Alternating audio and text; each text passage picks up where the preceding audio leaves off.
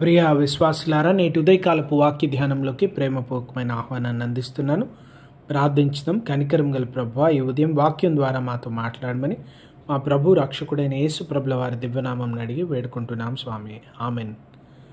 ప్రియమైన వారులారా, నేటి ఉదయకాలం గలతీలకు రాయబడినటువంటి పత్రిక 4వ అధ్యాయంలో 5-6 వచనాల్లో చూస్తే, అయితే కాలము పరిపూర్ణమైనప్పుడు స్త్రీ గర్భం నందు తన కుమారుని పంపి మనల్ని దత్తపుత్రులుగా చేసుకొనెను అనేటువంటి మాటను చూస్తాం. ఆ తర్వాత మనము అబ్బా తండ్రి అని పిలుచున్నట్లుగా తన కుమారుని ఆత్మను మన హృదయంలోకి పంపెను అనే మాటలు చూడండి. మొదటి విషయము, కాలము పరిపూర్ణమైనప్పుడు.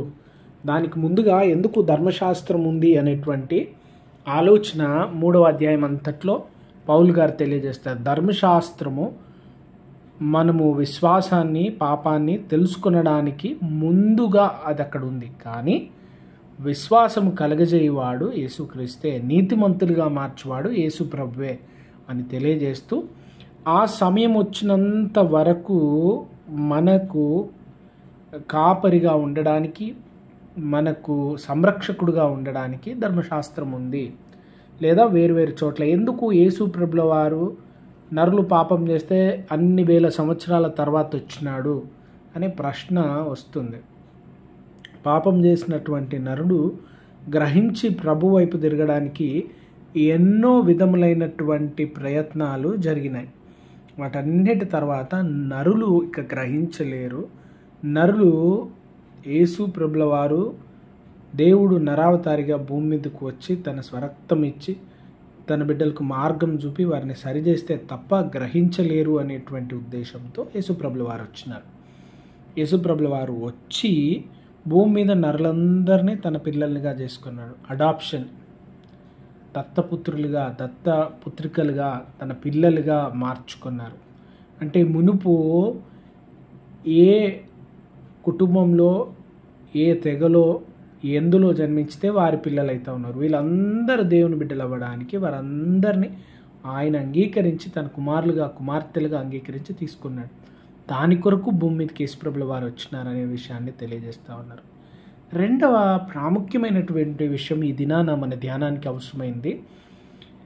తన కుమారులు, కుమార్తెలుగా మార్చబడ్డప్పుడు మన హృదయంలోకి దేవుని ఆత్మ కుమ్మరించబడతా ఉంది. దేవుని ఆత్మ కుమ్మరించబడినప్పుడు దేవుని మన సొంత తల్లిదండ్రులుగా పిలిచే అంత ప్రేమ, సాన్నిహిత్యాన్ని పరిశుద్ధాత్మ దేవుడు మన హృదయాల్లో కలగజేస్తున్నారు. పరిశుద్ధాత్మ మనలో దేవుని తల్లిదండ్రులను పిలిచినంత సాన్నిహిత్యం. చిన్నపిల్లలు తల్లిదండ్రులతో అన్నీ మాట్లాడుకుంటూ పెద్దవారం అయిపోయిన తర్వాత కూడా మన జీవితంలో కష్టం వచ్చినా, బాధ వచ్చినా వెంటనే తల్లిదండ్రులతో మాట్లాడాలి, చెప్పుకోవాలి, వారితో మనం మాట్లాడాలి అనేటువంటి మనసు మనలో ఉంటుంది.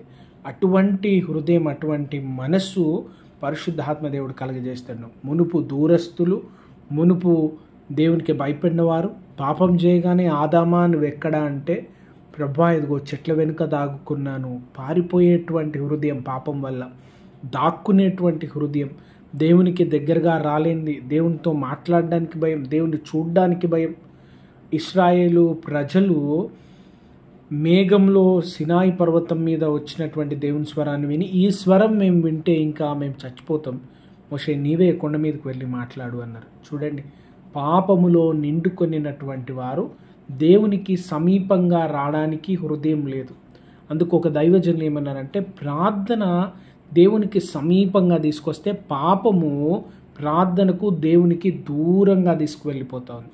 చూడండి, దేవుని సన్నిధిని తట్టుకోలేనటువంటి హృదయం, దేవుని ప్రసన్నతను తట్టుకోలేనటువంటి హృదయం, దేవునితో మాట్లాడడానికి విరుద్ధమైన హృదయం, దేవునితో సమీపత్వాన్ని, సాన్నిహిత్యాన్ని తట్టుకోలేనటువంటి జీవితం పాపం వల్ల కలిగింది. కానీ పరిశుద్ధాత్మ దేవుడు మన హృదయాల్లోకి వచ్చినప్పుడు మన హృదయంలో గొప్ప మార్పు జరుగుతూ, ఆ మార్పు మనల్ని దేవునికి సాన్నిహిత్యంగా తీసుకువెళ్తూ ఉంది. రెండవది, మొరపెట్టేటువంటి మనస్సు, అంటే విజ్ఞాపన చేసేటువంటి మనస్సు.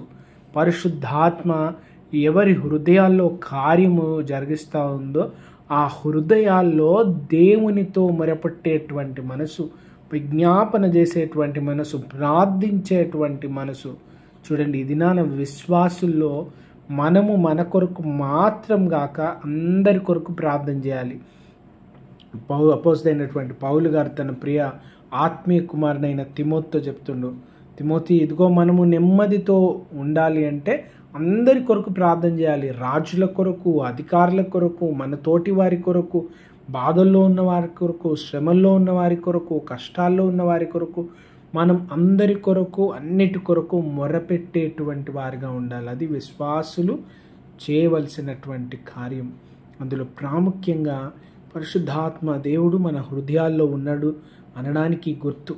పరిశుద్ధాత్మ దేవుడు మన జీవితాల్లోకి ఉన్నాడు, మన జీవితాల్లో కార్యం చేస్తున్నారు అనడానికి గుర్తు విజ్ఞాపన చేసేటువంటి మనసు, దేవునితో సాన్నిహిత్యం, దేవుని సన్నిధిని, ప్రసన్నతను కోరుకునేటువంటి ఆశ, దేవుని సన్నిధిలో గడపడం, వాక్యం ధ్యానించటందు, వాక్యం నేర్చుకునేటందు, దేవునితో గడపటందు ఉన్నటువంటి ఆసక్తి, ఇది పరిశుద్ధాత్మ మన జీవితాల్లో ఉన్నది అనడానికి నిదర్శనం.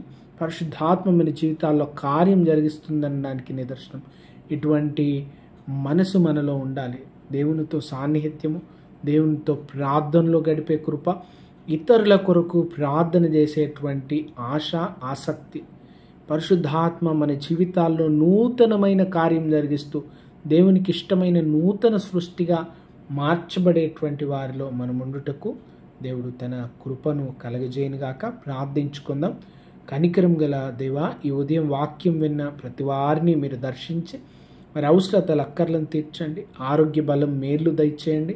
అనుదిన ధ్యానాలు వారి జీవితంలో గొప్ప మేలు కార్యములు జరిగించినట్లుగా మీ కృప చూపుతూ నీ సన్నిధిలో నా తండ్రి మా దినములు ప్రారంభిస్తూ మేము ఎదుగుతూ వర్తిల్లు కృప దయచేయమని మా ప్రభు రక్షకుడైన యేసు ప్రభుల వారి నామం అడిగి వేడుకుంటున్నాం స్వామి. Amen. God bless you all. దేవుడు మిమ్మల్ని దీవించును గాక.